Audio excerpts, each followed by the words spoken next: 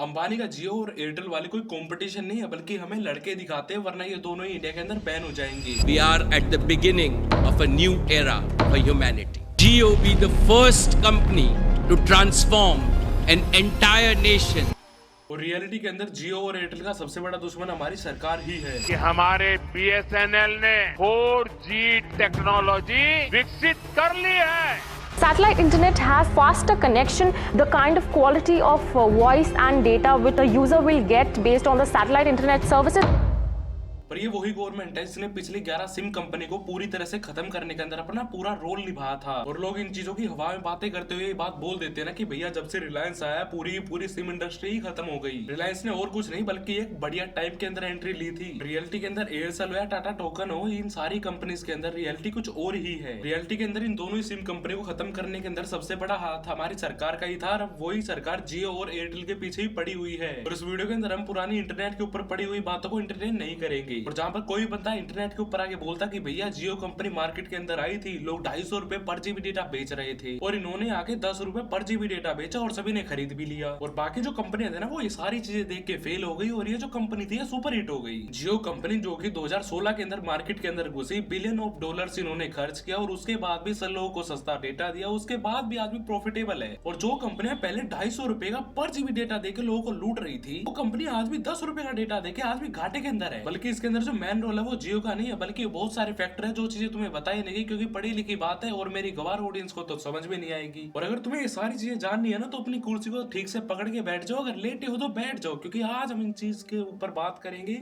और हम दो तरह की बात करेंगे, पहले क्या हुआ और दूसरी बात वो कि अब क्या हो रहा है। पहली बात इस वीडियो के अंदर हम ये करेंगे कि कैसे हमारी सरकार और जियो ने मिलकर सारी कंपनीज को खत्म कर दिया। और दूसरी बात अब हम ये करेंगे कि कैसे वही सरकार मिलकर दोबारा जियो को खत्म करना चाहती है। सबसे पहले हम पूरे बेस से शुरू करते हैं कि सरकार हमारी टेलीकॉम कंपनी से 3 तरह से पैसे कमाती है। पहली चीज जो कि टैक्स होता है, यानी कि जीएसटी, कॉर्पोरेट टैक्स और भी वो सारे से टैक्स जो कि उन्हें देने पड़ते हैं। और सेकंड चीज आ जाती है हमारी स्पेक्ट्रम। स्पेक्ट्रम को हम आने वाली वीडियो के अंदर बहुत ज्यादा अच्छी तरह से समझेंगे, लेकिन अभी मैं उस चीज को थोड़ा शॉर्ट टर्म में बता देता हूँ। मान के चलो ये एक फोन है और इसके अंदर नेटवर्क आ रहा है। कैसे आ रहा है? वायरलेस तरीके से आ रहा है। और जो नेटवर्क है ना ये मेरे फोन तक है ना, टावर से लेके यहाँ तक पूरी के पूरी वेव्स के फॉर्म में आ रहा है। और वेव्स की फोन जो टावर से लेके मेरे फोन तक ट्रेवल कर रही है ना, वो और कहीं नहीं कर रही बल्कि वो इंडिया की धरती के ऊपर कर रही है। और क्योंकि ये जो वेव है ये धरती के ऊपर ट्रेवल कर रही है और ऊपर से वो भी इंडिया की धरती के ऊपर, तो हमारी जो गवर्नमेंट है वो इससे टैक्स लेती है। चाहे वो वेव 2G हो, 3G हो, 4G हो या फिर 5G हो, लेकिन उसका आपको पैसा देना पड़ेगा, हर एक स्पेक्ट्रम को खरीदना पड़ेगा। और अगर इस चीज को मैं शॉर्ट टर्म में बताऊं तो एक कंपनी को स्पेक्ट्रम को खरीदने के अंदर ना 80 से 90 हजार करोड़ रुपए तक आराम से लग जाते हैं। शॉर्ट टर्म में बता दिया। अब तीसरा तरीका देखते हैं, वो है रिवेन्यू शेयर। 2003 के अंदर हमारी गवर्नमेंट ने आगे ये बात बोली थी कि भैया हम तुम्हें 2 तरीकों से तो लूट ही रहे हैं, ऐसा करो तुम हमें तीसरा तरीका और दे दो,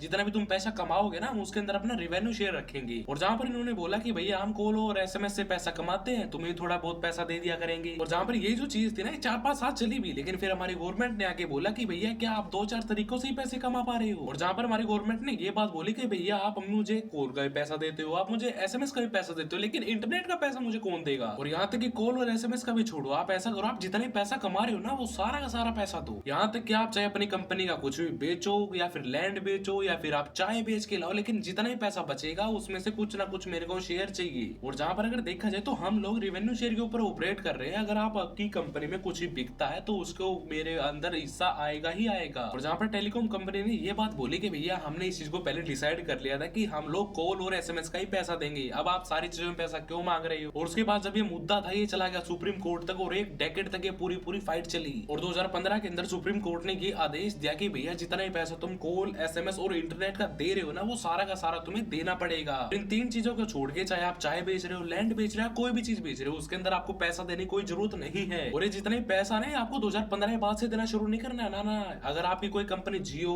एयरटेल, आइडिया कोई भी कंपनी हो, आपको सारा का सारा पैसा देना पड़ेगा। 2003, 4, 5, 8 से लेके और 2015 तक का जितने पैसा बनाना वो सारा का सारा पैसा आपको देना पड़ेगा। लेकिन आपने इस चीज के अंदर एक चीज को बिल्कुल भी नोटिस नहीं किया होगा कि मैंने जो ये पैसा बोला है ये मैंने एयरटेल का बोल दिया, आइडिया का बोल दिया, लेकिन मैंने सुप्रीम कोर्ट की बात के अंदर जियो का क्यों बोला है? क्योंकि सुप्रीम कोर्ट ने जो आदेश दिया था वो तो दिया था 2015 के अंदर, लेकिन जो जियो है वो तो 2016 के अंदर लॉन्च हुआ है। क्योंकि जिस टाइम पे 2015 के अंदर इस चीज को पूरा बनाया जा रहा था और 2015 के अंदर जब इसको प्री लॉन्च कर दिया किया था तो उस टाइम पे जो टेक्नोलॉजी को यूज कर रहे थे ना वो रिलायंस की थी। जिन लोगों को नहीं पता मैं उनको बता देता हूँ कि पहले के टाइम में एक रिलायंस नाम की सिम चला करती थी जो कि बहुत सारी चीजों के चलते हुए खत्म हो गई, क्योंकि उन्होंने बहुत पहले से ही बहुत सारे टावर लगा रखे थे, बहुत सारे स्पेक्ट्रम को खरीद रखा था, तो उनकी ही टेक्नोलॉजी को ये यूज कर लेते थे। क्योंकि जितना भी इनकी टेक्नोलॉजी का जो उन्होंने यूज किया था उसका जितना बकाया बचा हुआ था वो तो इनको सारा का सारा देना ही पड़ेगा। 2015 में लॉन्च होने से पहले जियो को 24,000 करोड़ रुपए रिलायंस को देना पड़ा था गवर्नमेंट को। और जबकि देखा जाए तो ये जो नंबर था ना फिर भी काफी ज्यादा छोटा था, क्योंकि जो हमारी एयरटेल कंपनी है उसको तो 65,000 करोड़ रुपए देने पड़े थे। और जो लोन हो गया था ना वो हो गया था 71,000 करोड़ रुपीस आइडिया के ऊपर। हाँ, क्योंकि जो उस टाइम पे वोडाफोन और आइडिया ना वो दोनों ही सेपरेटली काम कर रही थी, लेकिन कुछ टाइम बाद जो ये दोनों है ना वो मर्ज हो गई थी। और हाँ, इस वीडियो के अंदर उनके जो मैं यूजर लॉस और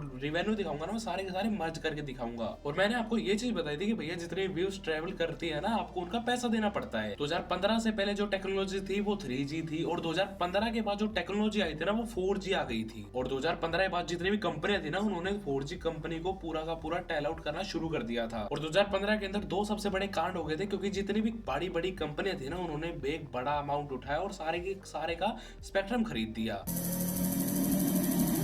और दूसरा कांड ये हुआ था कि भैया सुप्रीम कोर्ट की जजमेंट आई और उनको बहुत बड़ा फाइन देना पड़ा था। और जिस चीज की वजह से जो बहुत सारी कंपनियां जैसे कि टाटा टेकोम हो गया फिर और ऐसी कंपनियां वो कुछ टाइम के बाद पूरी खत्म ही हो गई थी। जिसके अंदर सबसे बड़ा जो हाथ था ना वो था जियो का, क्योंकि अगर टेक्निकली देखा जाए ना तो जियो को सबसे ज्यादा कमजोर होना चाहिए था, लेकिन देखा जाए ना तो वो सबसे ज्यादा पावरफुल था। और वो इसलिए पावरफुल नहीं था क्योंकि उसको अंबानी लीड कर रहा था। और जिसके पीछे सबसे बड़ा हाथ ये है कि उन्होंने ना ही तो 2G के स्पेक्ट्रम लिए थे और ना ही 3G के स्पेक्ट्रम लिए थे, उन्होंने सीधा ही 4G के स्पेक्ट्रम ले दिए थे। अगर उस टाइम पे किसी के पास 4G फोन नहीं था तो उस टाइम पे वो 4G नेटवर्क को चला ही नहीं सकता था, क्योंकि जो जियो की सिम थी वो सिर्फ और सिर्फ 4G पे काम कर रही थी। क्योंकि उस टाइम पे जो जियो था उसकी बहुत ज्यादा प्रेजेंटेशन नहीं थी, और उस टाइम पे जितना भी रिलायंस के ऊपर फाइन था वो थोड़ा बहुत देके सब कुछ बचा लिया था। उस टाइम पे जो एयरटेल था ना उसने 2G भी खरीद रखा था, 3G भी खरीद रखा था, और अब चल के 4G भी खरीद दिया था। और यही सेम चीज थी जो बहुत सारी कंपनियों ने और भी की थी, लेकिन कुछ सालों के चलते हुए जो बहुत सारी छोटी छोटी कंपनियां थी वो तो चल के बंद ही हो गई थी। और जियो ने 2016 से लेके 17 तक है ना 108 मिलियन लोगों को ज्यादा ऐड कर लिया था। 2018 तक इन्होंने 80 मिलियन यूजर को और ऐड कर लिया था। और अब इनके पास 2018 तक जितने भी सब्सक्राइबर हुए थे ना वो थे 186 मिलियन। और जितने भी लोगों ने सिम खरीदी थी ना या फिर जियो जो भी कर रहा था इन सारे जियो के चलते हुए ना ही तो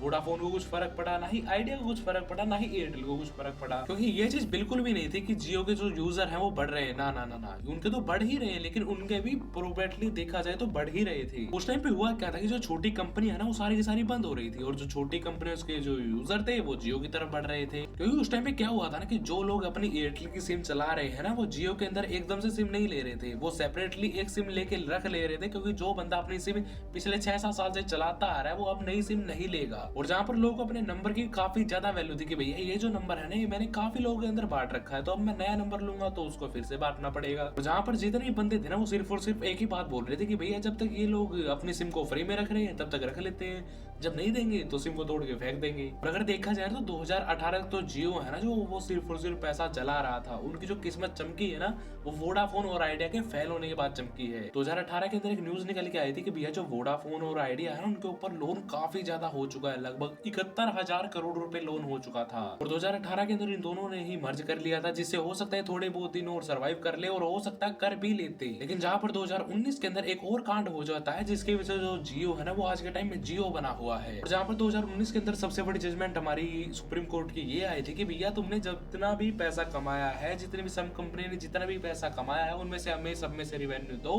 और यहाँ तक कि जितना भी तुमने टेलीकॉम सेक्टर से पैसा कमाया वो तो तुम दे ही रहे हो, लेकिन जितना भी तुम पैसा सारे तरीकों से कमा रहे हो उसके ऊपर भी तुम हमें रिवेन्यू देना शुरू कर दो। और इन्हीं कुछ चीजों के चलते हुए जो बहुत सारी सिम की कंपनियां थी ना उनका भट्ठा गोल हो चुका था। और जैसा कि मैंने तुम्हें बताया कि वोडाफोन और आइडिया दोनों ही मर्ज हो चुके थे और वैसे ही काफी ज्यादा लॉस में चल रही थी। और जिनके पास जो कर्जा था ना वो था 1,05,00,000 रुपए का, और जिनके ऊपर अगले ही साल जो कर्जा बढ़ के होगा ना वो होगा 1,60,000 करोड़ रुपए का। 2018 के अंदर जो एयरटेल है ना उसके ऊपर जो कर्जा था वो था 90,000 करोड़ रुपए का। 2019 तक जो वो कर्जा था ना वो हो गया बढ़ के 1,30,000 करोड़ रुपए का। और इस चीज के अंदर जो रिलायंस है ना, उन्होंने भैया इतना अच्छा दिमाग लगाया ना, इतना क्रेजली प्ले किया है, क्योंकि जो उनके पास कर्जा था ना वो था 53 या फिर 52,000 करोड़ रुपए, और जो 2019 के भी अंदर जो लोग लॉस हुए थे उसके अंदर हो गया था 55,000 करोड़ रुपए। और इनके ऊपर जो कर्जा बढ़ा था ना वो सिर्फ और सिर्फ 3,000 करोड़ रुपए इसलिए बढ़ा था क्योंकि जो उनकी कंपनी है वो सिर्फ और सिर्फ 2-3 साल पहले शुरू हुई थी, और उन्होंने 2-3 साल के अंदर कुछ पैसा कमा ही नहीं रहा था, क्योंकि भैया इन्होंने तो सारा पैसा